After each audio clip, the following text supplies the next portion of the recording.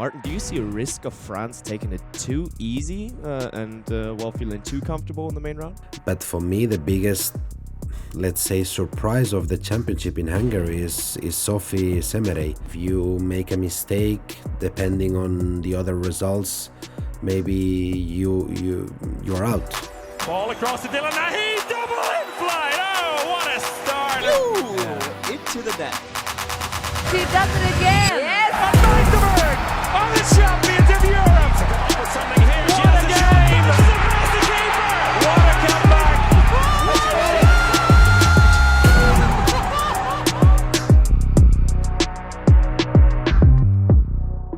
And then I would say it is finally time to talk handball again, everybody. And the groups are done. The main round is just around the corner. And you would think that as soon as the summer is over, that guy would slow it down a little bit with his patriotism, because he isn't wearing the Danish colors anymore. But he has reasons to celebrate from November all the way until January, because he's Danish. Ladies and gentlemen, let's introduce him into our Euro specials. Martin Vilstrup, nice to have you around. Oh, nice to be back. Nice to be back. I didn't, have the pleasure of being in the Mafia company yet with Anna and Andrea, but maybe I will have the pleasure later, but I guess I have to settle with you guys. Yeah, well, you could do worse. And I mean, on the other hand, you would think that as soon as the big tournaments are going on, that this man has something to celebrate too. But he is Spanish, and it's 2024, and it doesn't just seem to be the year of the Spaniards, but we still love him, and we welcome him in our middle. Ladies and gentlemen, Víctor, Tomàs, how are you? You are just forgetting that Spain got a Olympic medal. Just saying. They did. Just saying. And, but in our women's team, we are not going through the best era. I think this tournament we could see good things about this generation of players. I think there is some positive things, but of course yesterday's defeat against Poland was painful, of course. But I'm good. Thank you.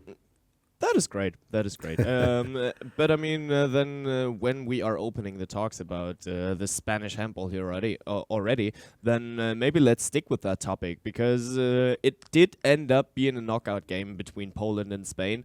And how Spain started into the tournament, it didn't look too bad for Spain. So if they would have taken down Poland, they would have made it through to the main round.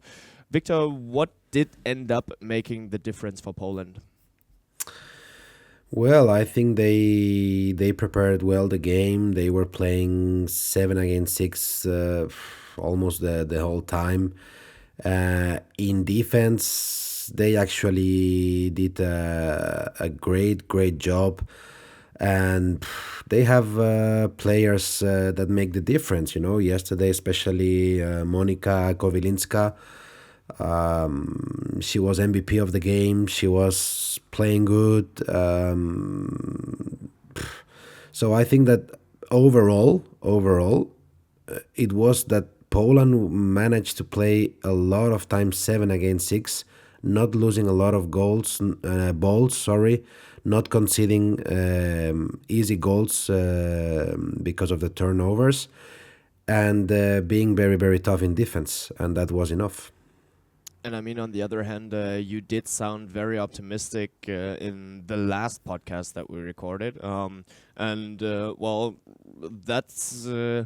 That's for me the conclusion that it's not everything bad for Spain. So what conclusions can we take for Spain's future out of this tournament?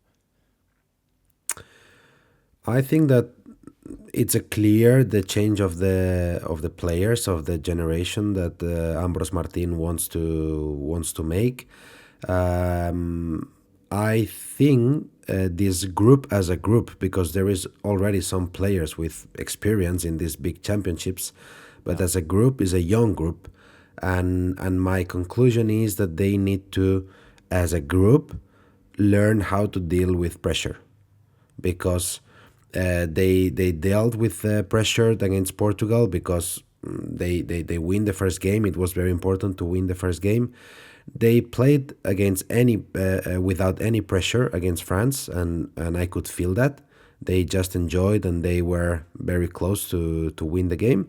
But against Poland, it was all or nothing, and this pressure that they had yesterday, I think it was a lot of turnovers in the attack of Spain, and this just made them to lose the game as well. Of course, as I said, Polish defense was very, very good, but I think this pressure as a group, they were not able to handle it the way they need to go through to the next round.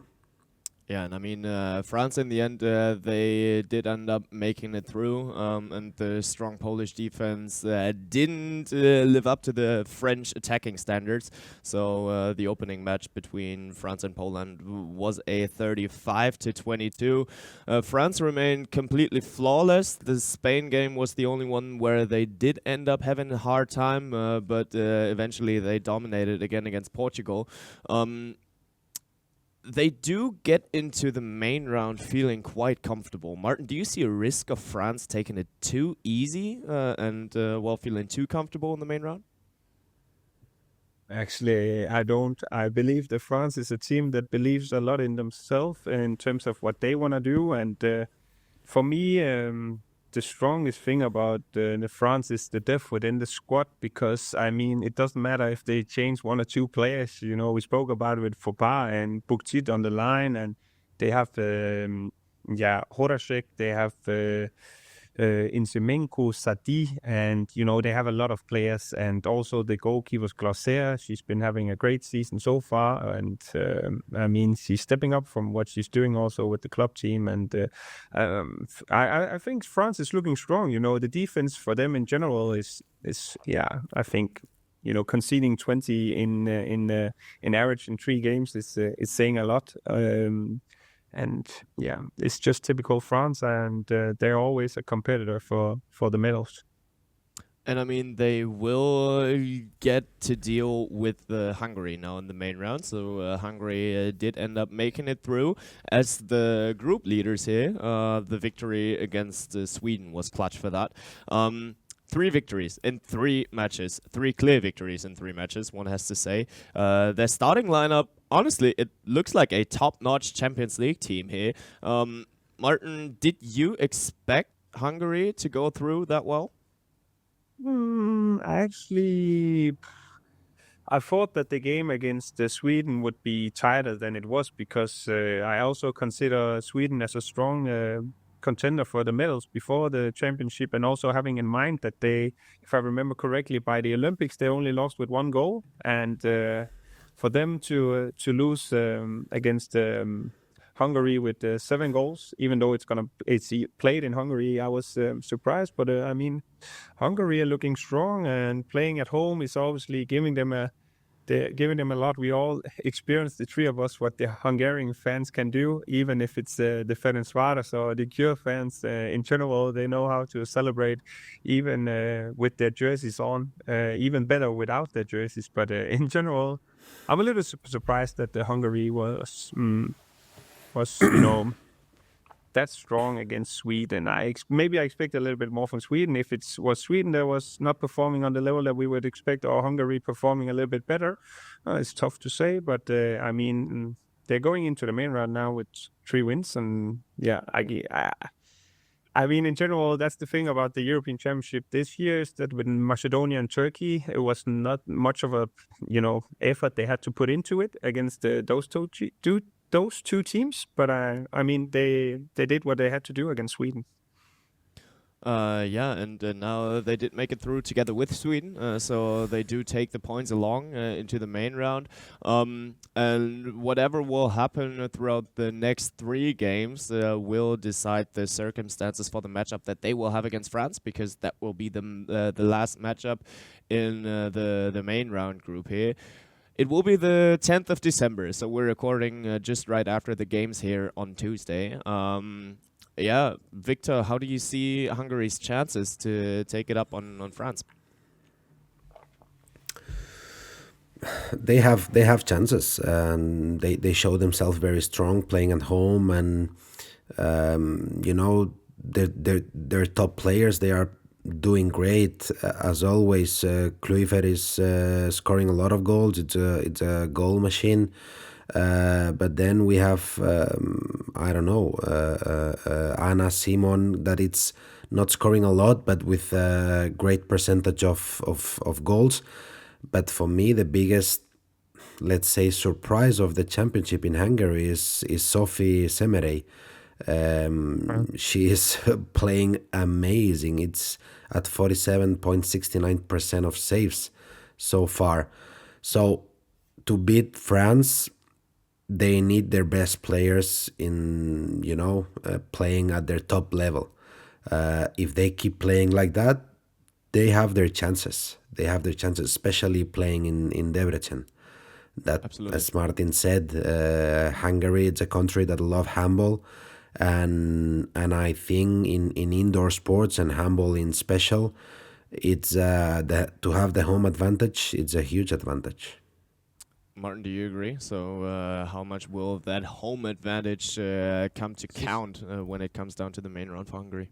Well, it will help a lot, and for sure Victor can confirm it. But I mean, whenever it can sometimes also be in a game where you are a couple of goals down, but whenever you get the momentum and the crowd is going with you and they start to believe in it, then it gives you a boost and an extra energy. And I'm not gonna be rude towards the Danish spectators, but there's a lot of talk in Denmark about we cannot boo at the other team and stuff like that. I like the culture more in Hungary. They say what they mean and they're loud. And I mean, it's going to be a big advantage for them. But on the other hand, I also think that Montenegro is looking strong, and they came from a group with Romania, Serbia, and Czech Republic. For me, probably the strongest group there were. So going through with the maximum point also there it's good job from them. And I mean, Djokovic has been performing super well, and Mugosa also. So I think it's going to be a battle against Montenegro also. Yeah, and I mean, especially Montenegro did go through in that last matchup against Czechia. So Czechia ends up that group with 0 points. It was 2 points. They did get 2 points. Serbia was it that don't go through with any points. But yeah, ahead of the game, Czechia needed a victory by 3 goals to make it through.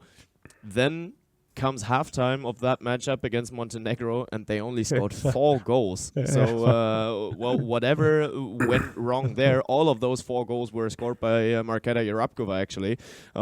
Victor, how big is your disappointment in the Czech Republic right now? Yeah, in this last game, of course, I was expecting much more. And especially watching them 2 days ago, winning a key game for them. So I really thought that they had a chance to win. Actually, I think I was the only one here to predict Czechia to win against Montenegro. So I think that I was expecting much more from them in this game. At least to put up a fight against Montenegro. Yeah, absolutely. And on the other hand, I did just talk about Serbia not gaining any points in this group. They lost against Romania by 2. They failed to make it out of the group with 3 defeats. Martin, what's your conclusion for Serbia? I don't know what Lekic said, and maybe I will be in danger. But actually, I kind of predicted them to lose all the games. And that's easy to say. Losing with 2 goals against Romania, losing with 3 goals against the Czech Republic, and then only scoring 18 goals against Montenegro is then it obviously gonna be tough. And obviously they're going to be disappointed, but for me it's not the biggest surprise that they didn't go through. It's a nation with proud traditions, and normally you see Serbia also competing at a high level, but they were in the strongest group for me. So either they went out and then Romania would go out, and then we would speak about, okay, why didn't Romania go out? No Niago, or how is it with them? So they were in a tough group, but obviously leaving a championship with 3 losses, they cannot be satisfied. But it's not like they got their asses kicked. In total, is it around 10 goals or something like that? They lost all 3 games with. So they were the bad losers of a strong group. And I mean, that strong group ends up for Montenegro and Romania to make it through. And now they end up in a main round group with Hungary, Sweden, those 2 nations that we just talked about, France and Poland. So that one will end up being super tricky yet again. But on the other hand, Sweden comes in without any points since they lost by a big margin against Hungary. Víctor, what does it mean for Sweden to come into that main round without any points now?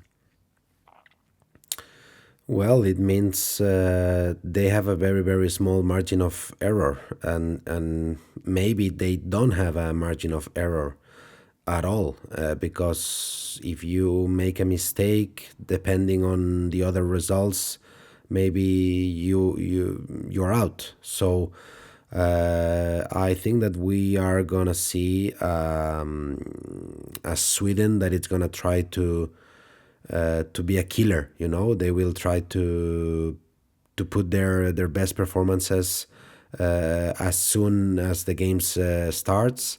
And because, as I said, with this format of competition, going with 0 points to the next round, it gives you.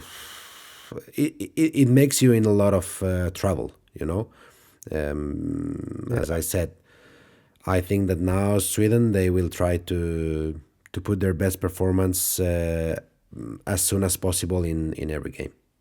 And, right now the chances don't seem too big, but Martin, give us a hot take here. So you did have the possibility to see some matches of them. Will Sweden make it to the semifinal? No, they won't. Super boring. No, they won't. But I'm gonna say that they are very difficult as a dark horse, in that group. And for me, that main round group number 1 is a tight one, where almost every team can beat everyone. Maybe I see Poland as the weakest team, but I mean Sweden. As Víctor said, there's not room for any losses or errors. So, I mean, they can be super dangerous because they also have a lot of players that can step up in the big games and quality players. But I don't see them making it to the semifinal because of primarily the loss against Hungary. And if they lose against France, what I also expect, then they are 4 points behind Hungary and France probably. And and lost against both teams, then it looks very difficult. Yeah. On the other hand, let's switch it over to the next main round group. And, I did introduce you, Martin, as the guy that has something to celebrate as soon as November hits until late January most of the times. And Denmark did go through flawlessly once again in that group. We didn't get your predictions in our pre-podcasts here, but we did expect them to go through. Víctor even said that it's about to be Denmark time. Do you agree?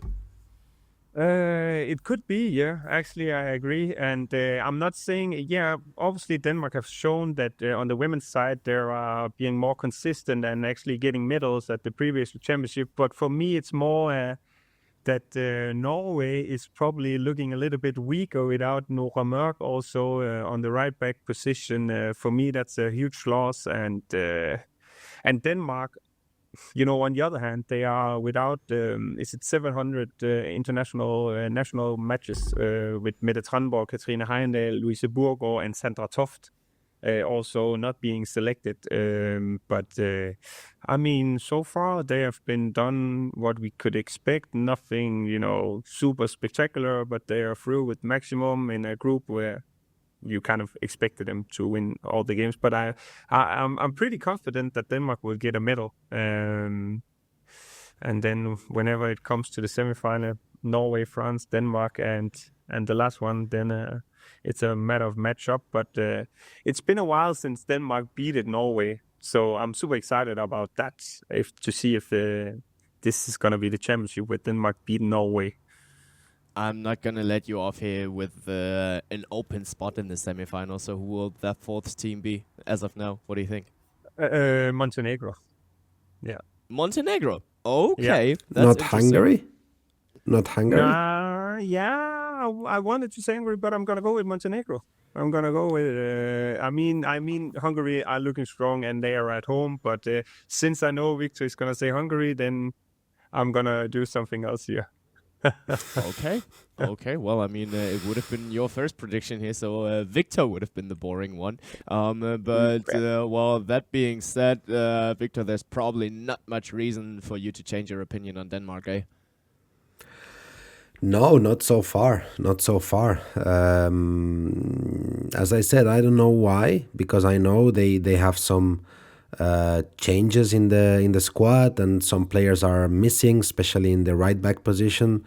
But I don't know why. I feel it's their moment. You know, they have been there so close for so many championships now that I don't know. I just have this feeling in me.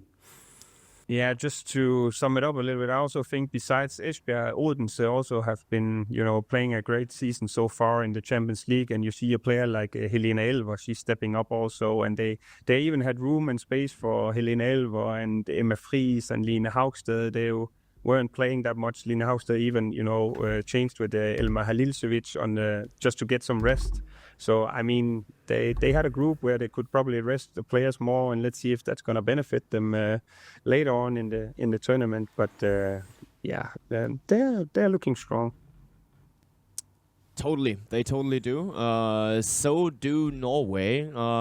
But actually, as I was looking at the player stats here, Henny Reistad is only at the 20th spot of the top scorer list. Victor, do we need to be worried about Henny Reistad in Norway? No, of course I expected her to be a little higher, but actually she didn't make that many shots. You know, she made only for big hair 18 shots in 3 games, and she scored 14. So actually the percentage is really high. I expected maybe her to shoot a little bit more because Stine and Nora, they are not playing this championship. But Henny Reistad, you always can count on her, and I'm sure we will see this beast that she is when Norway will need her the most. Yeah, and I mean, especially in the last matchup against Slovakia, she didn't end up getting too much playing time here. She scored that one shot that she actually took. But yeah, Norway was able to control all of their games, so they weren't challenged too much throughout the preliminary round. What stands out for me is their striking force. So 2 games with 38 goals, 1 game with 33 goals. Ahead of the tournament, in our pre-podcast, or in our predictions podcast, we did talk about Norway looking interesting without Stine Oftedal and Nora Mørk right now. But as of now, for me, there seems to be little to no impact to at least the offense when it comes down to these players missing. Martin, do you think that they will end up missing throughout the tournament?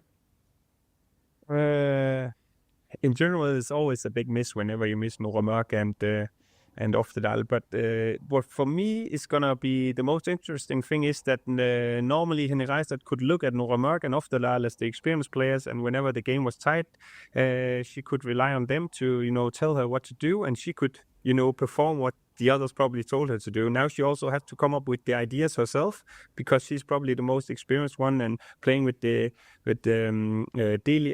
Dahlia sisters.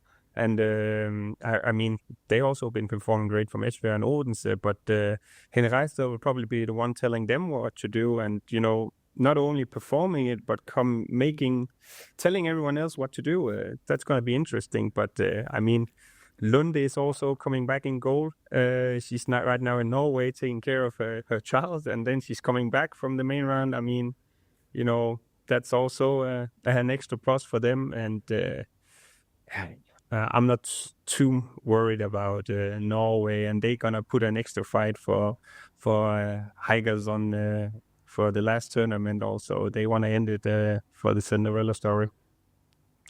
definitely will. So they are super motivated. In the main round, they will get to face Netherlands, and in their last matchup, with all due respect, with their B team, they smashed Ukraine actually out of the arena in Innsbruck. They cleared over Germany.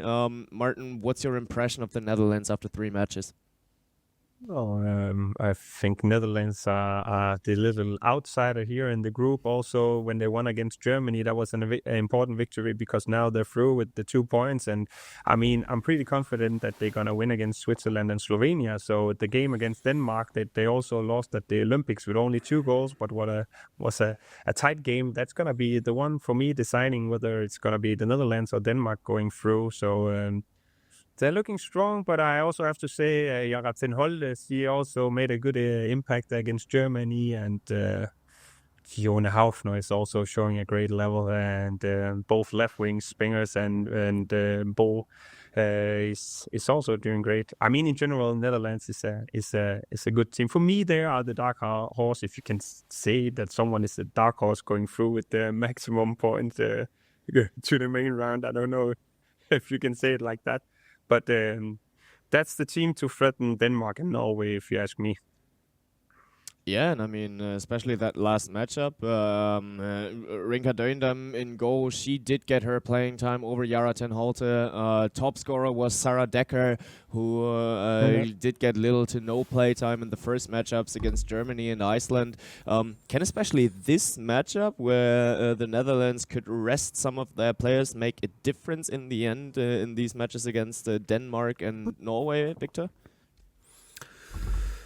No, I don't think so, because I think the physical condition side, I think the 3 teams has controlled quite well this thing, and I don't see Denmark and Norway, physically speaking, in more difficulties after their games going to the main rounds than Netherlands. I think that it's going to be something that probably it helps Netherlands to be closer than Denmark and Norway, because in my opinion, Denmark and Norway, they are just a little bit ahead of Netherlands. But as I said about them, I think Netherlands, it's a team that they need to find the consistency to play for the medals throughout the tournaments. But it's a team that they can win against everyone. And completing the main round out of Group F is Germany. They did get their needed victory over Iceland. Well, especially at the beginning, I didn't feel like Germany was super sovereign against Iceland. It took quite some time until they were able to pull away with, then I think it was 4 or 5 goals. They did keep that lead throughout the matchup. Martin, do you see a certain secret that Germany could use for them to gain a little more dominance in those matches? It's a tricky question. For me, what they maybe can do against the other team is playing physical. I think they have some strong players with Berg and Schmitz, and maybe that can be beneficial for them. But at the moment, Germany is a country on the women's side moving forward in the right direction, and I think they're also competing at a good level against the strongest team. But for me, they're missing the small thing, and the little bit of I don't know if it's the quality, or if it's the luck, or if the years to come, but or the experience. But for me, they are just underneath the other top teams. But what can they do? Maybe they can, if they have practiced before the tournament, some alternative defense. I mean, for me, they have nothing to lose in these matches, and maybe that can loosen up the pressure a little bit for them. And it's looking tough for them. And I mean, if you ask our fellow Spaniard, Mr. Tomàs, he did criticize the width in the squad, but especially that matchup against Iceland. Nina Engel took over. She scored almost more goals against Iceland than in her entire DHB career prior to that matchup. Is she one of those players that you've been asking for, Víctor, to widen their squad? apart from those 7 players in the starting lineup? Yes, of course. But she needs to make a performance like this against a top team, and then she can be a player that can help Germany to reach higher positions. I think Germany, as Martin said, is moving forward in the right direction as not only as a national team, as a country. Their league is stronger and stronger. They have now 4 teams that are quite strong, and the national team, I think, is taking advantage of that. That the handball in the women's side is growing, and we need to see these young players coming in and putting up a good performances against top teams. Most definitely. So we have our 2 main round groups ready. We did talk about the first one. The second one will contain Denmark, Switzerland, Norway, Slovenia, Netherlands, and Germany. A potential decider in that group will be played in the last matchup. Netherlands against Denmark will be played on the 11th of December. Víctor, do you have an advice for the Netherlands, how they could end up winning that matchup even against Denmark? No, if I would have an advice, I would be coach of Netherlands, but maybe yet to come. We will see if both teams get to the final day with options to go through, or with if something is yet to decide or not. We will see, but I think that Scandinavian countries and Norway, Sweden, Denmark, they struggle sometimes with more open defenses. Yep. I'm not sure if Netherlands is comfortable defending in 5-1, for example, but this could be a thing.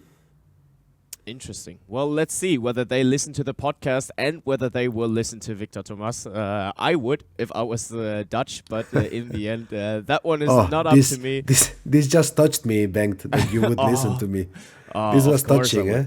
Of course I would. I mean, at least you are the 8th spot in our match predictor powered by Gorenje League, this spin in the official Home of Handball app. But one who actually knows how to predict games is one who actually needed to eat a lot of trash talk throughout the last week when it came down to our personal WhatsApp group here. But eventually, well, he knows how to do it. He's the 2nd spot. Mr. Vilstrup Jr., I want your prediction for the opening matchup of the main round group 1. That will be France against Romania. How's that scoreline going to be? France against Romania. Okay. I'm going to see, is it France winning 29-23?